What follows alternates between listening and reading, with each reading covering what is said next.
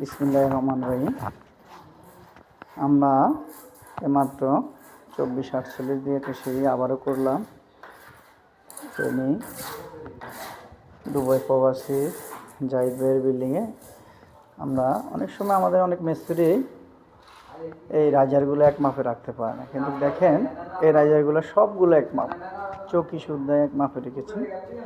কাজটা কত নিখুঁতভাবে করেছি, দেখতে কত সুন্দর লাগতেছে, যা বলার বাহিরে। সবগুলো রাইজারে আমাদের এক মাপে।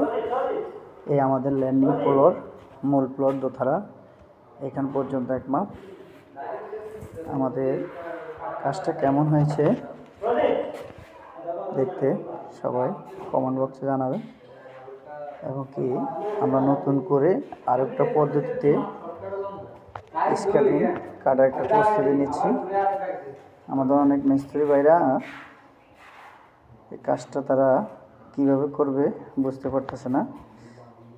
মিস্ত্রি ভাইদের জন্য এই ভিডিওটা করলাম, সকলে দেখবেন।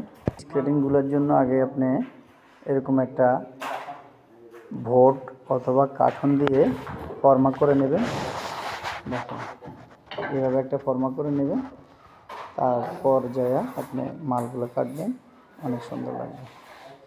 ওকে, ধন্যবাদ, সবাই ভালো থাকবেন।